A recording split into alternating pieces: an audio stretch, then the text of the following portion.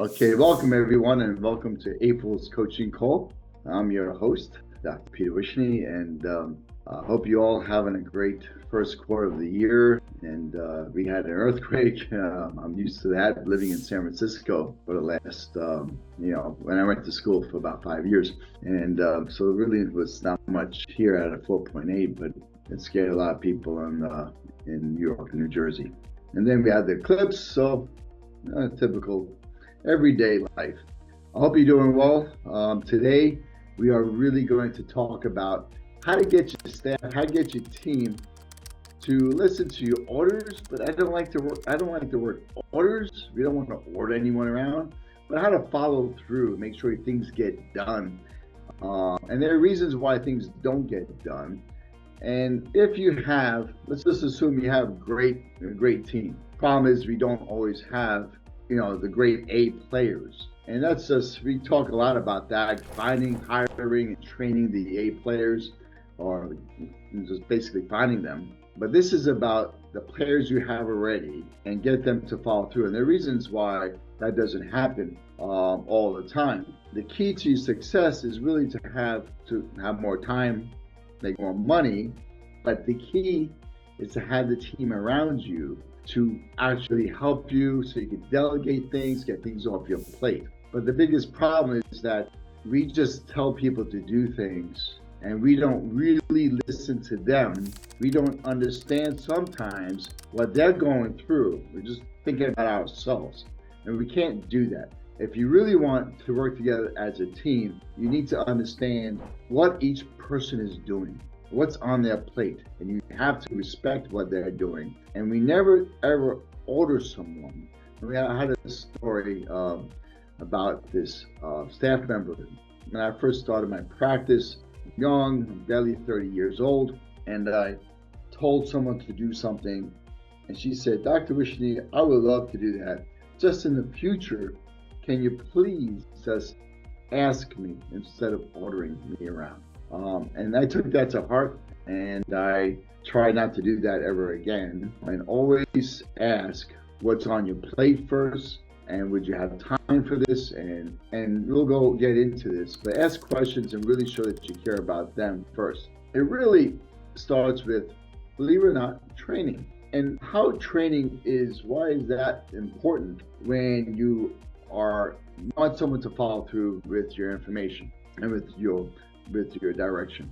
And it's because a lot of things are going on with someone that is new, and if you don't train them properly, they don't always understand the why, the purpose, why they need to do certain things. They don't always feel comfortable with what they're doing now, and they feel they have a lot on their plate. So training allows you to have time with that person to understand them. Also, it's great for innovation, because you'll learn about their creativity, and they'll ask questions, and they might simplify the processes because they're the ones doing it. So that's really important, is to really spend time with your staff, and they'll respect that. So remember how we actually trained when we were doctors.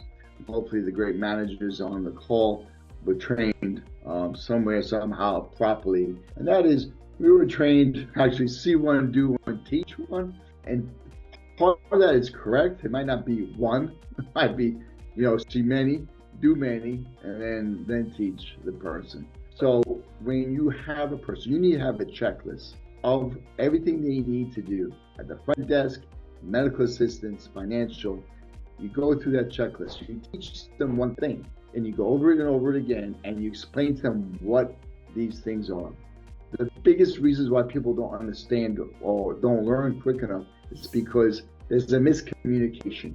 There's terminology that you might be using that you think they know and understand and figure it's a simple terminology, but for them, it's something they never heard about. So you always need to ask questions, look at them and say, do you understand what I'm saying?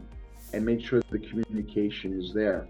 So if you are setting up a procedure, you need to train them on each individual instrument, what the name is, what it does, how to use it, and even though they're not using it, they need to watch you use it so they understand the process. Now with AI, there's AI videos, and you can actually make a quick video on anything you need to demonstrate. so they can rewatch this and learn what you're doing.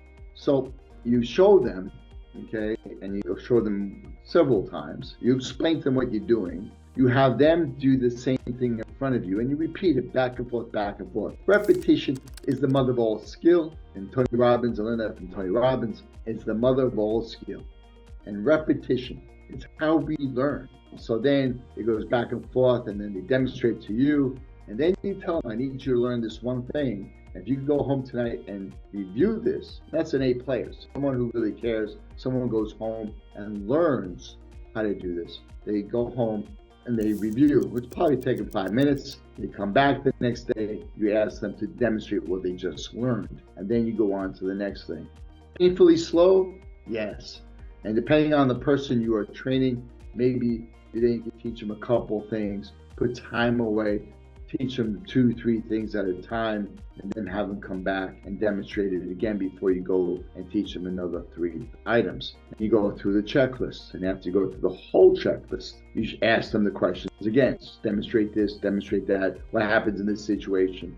And there'll be things that you thought you were complete about, but you weren't, and they didn't know, and there's something new that comes about every single day that you'll add to the checklist, you'll add to the manual, but then they understand the job and do their job well and become proficient at their job. Then we can start delegating more tasks if they have the time.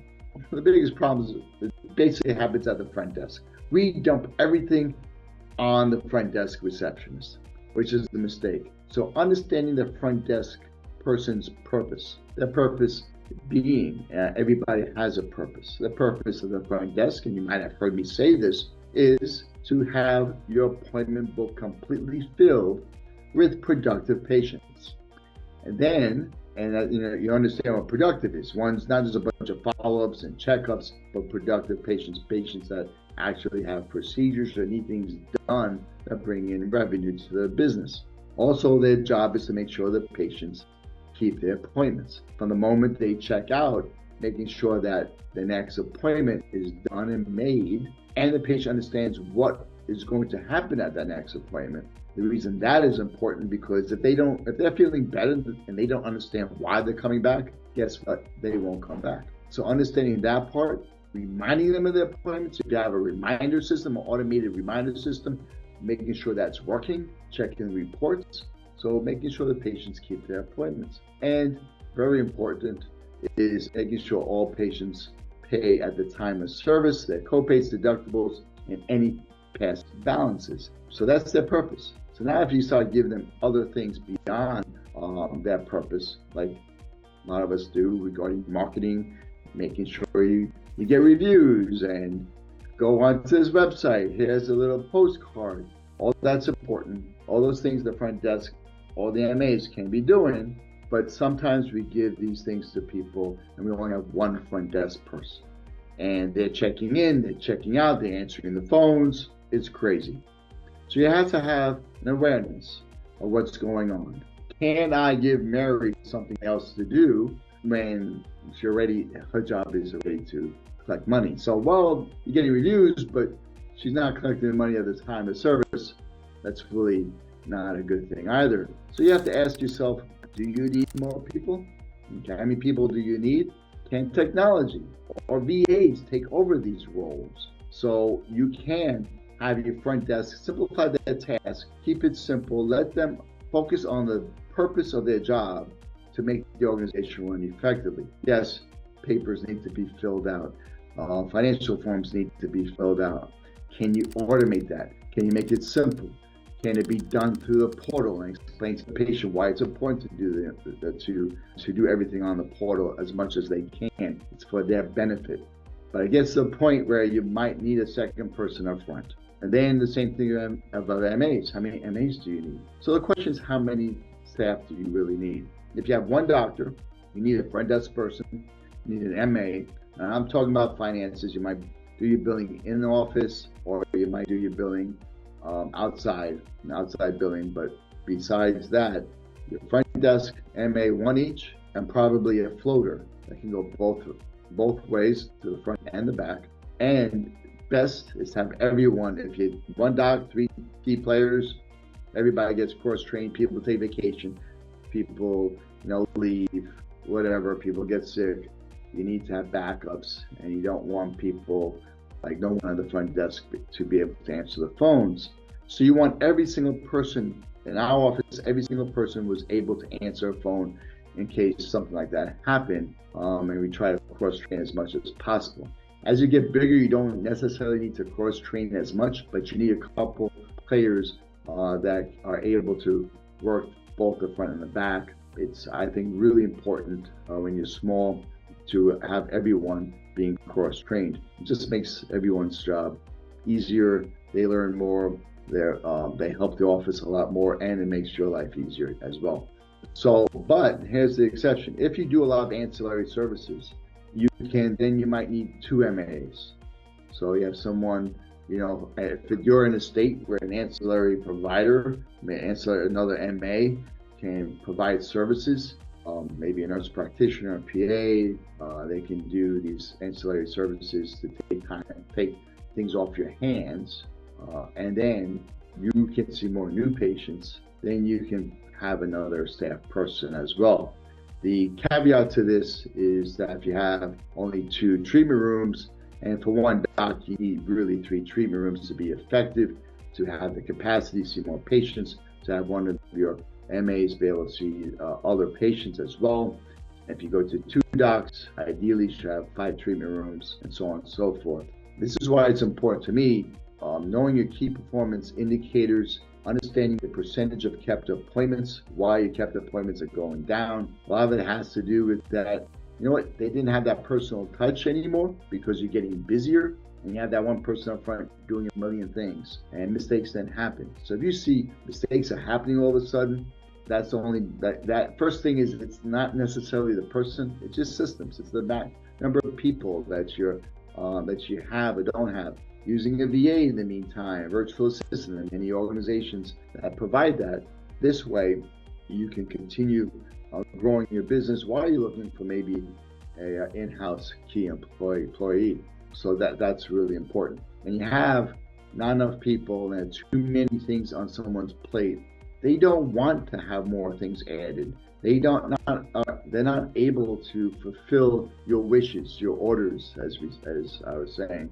It's hard for them to say no sometimes because they're an A player, they don't say no, but it's hard. And they don't also understand when they should be doing something else and how they can get it done, but they just say yes, but they're not listening, what have you. And we're talking about really good employees. If you have a bad employee that gives you an attitude, that's not respectful, and don't really have the confidence to say to you like I love to, but I just don't know how and when or what is really most important. And that's why as a manager, as a doctor, owner, you need to provide that information. But if you have a C player, they can be nasty, and they're causing trouble, they're talking behind your back, that kind of thing. That's something you can't really get them to not be. It's who they are, and that's just basically chalk it up to a learning experience and a bad hire. Really make sure you go through the hiring process properly so you find yourself respectful people. As long as you show you care about them and you're asking questions instead of ordering them around, there's no reason for anyone, there's no reason at all, but especially in that scenario, no reason for them to give you really a hard time or cause trouble and talk bad about you behind your back to the other staff. You have to find that bad apple and get rid of that person. Okay. So we're talking about KPIs. This is how you get your staff to be responsible, be accountable, and be part of the organization. When someone is part of the organization, they want to see it grow and be part of that growth. They will take on responsibilities. They will make sure things get done. Okay. When you hire someone, when you go through the process, we go through this process of 3 or 4 steps. One of the steps is that you have this potential hire to shadow you, shadow the person they're going to be working with. And it's an attitude. Do they move slowly? Are they slumping? Or are they moving quickly and they're smiling and show they care. Or even if they're not smiling during the interview process, you see that they're thinking and they're trying to be proactive and they're asking questions, and they're moving quickly. That's the key. How they move, how they walk. It's so important. And you've seen it. You've seen those MAs that just drag along throughout the day. You need high energy people. People want to get things done, get it done right, so they can go home and take care of the things they need to do at home. Okay? So you have to respect that too. That if they're working from 9 to 5, they'll work their butt off. Okay, but at 5 o'clock, if you drag in right before lunch, you're purposely talking longer to your patients as the doctor, making things, if you're not really aware that your staff is going to have lunch at 1 o'clock and you're just moseying along, you're not respecting their time either. That's their time to unwind and relax and eat their lunch in peace. Okay, and the same thing at the end of the day. Now, the emergencies happen. You have to take care of them. It's 4:45. Someone has an infection, a diabetic, you bring them in. But otherwise, if it's just going through the schedule and you're moving slowly and you're going on your phone and you're going back to the office and you're slowing down the process, staff really hates that. There's no reason for that. They're trying to move quickly, trying to expedite the flow of the patients through the day, get the patients what they need, and then call it a day. You have to have that same attitude. That's called mutual respect. And then they know anything. You can ask them, anything can I do for you to help you with your job? And by doing that, they go, wow, he or she cares about me. Okay, we all want to work together for the same ideas. Go home. Okay, but while we're here, we'll have a happy face and we'll make it a great day. But then it's time to go home.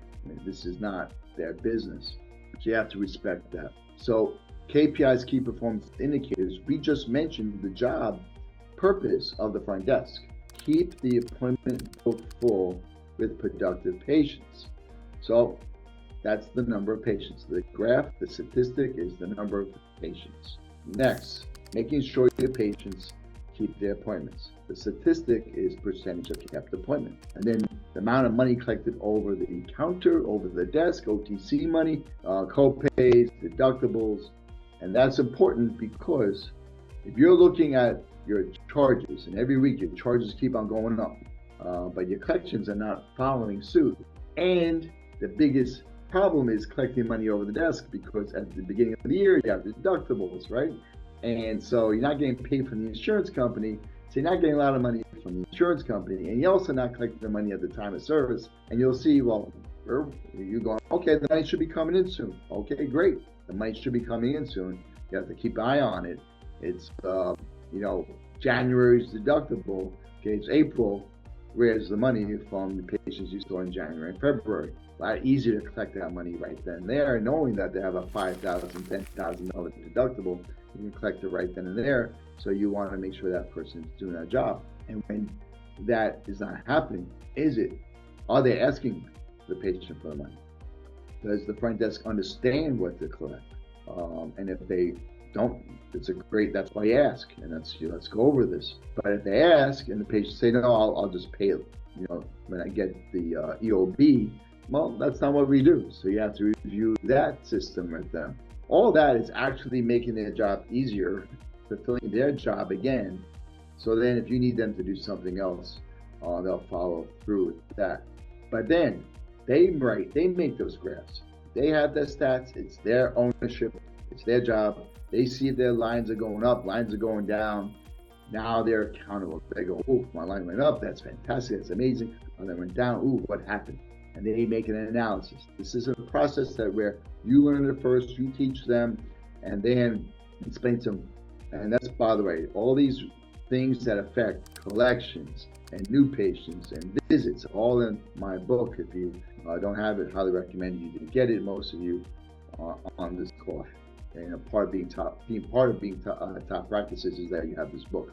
So they make an action plan. They present this action plan at meetings. Now, meetings are extremely important because that's where you have the opportunity to ask them questions. They have the opportunity to tell you what's going on the front desk. You need to listen, understand, take action based on their recommendations. So this is the problem, whatever the problem is, The whole organization now is there at this meeting once a week. And at that meeting, people give suggestions, and then we all agree on a possible solution. We implement this solution, and then we review these solutions weekly, a couple of weeks, see how things are going, and that's keeping everyone accountable and being part of the growth of the organization, respecting them, respecting their creativity, really listening to them, and taking their suggestions to heart. That's a problem with big companies, in any company, especially big companies. The little people who are doing the work, nobody asks them, so what's going on? They just say, your numbers are down. Yeah, I get your numbers up.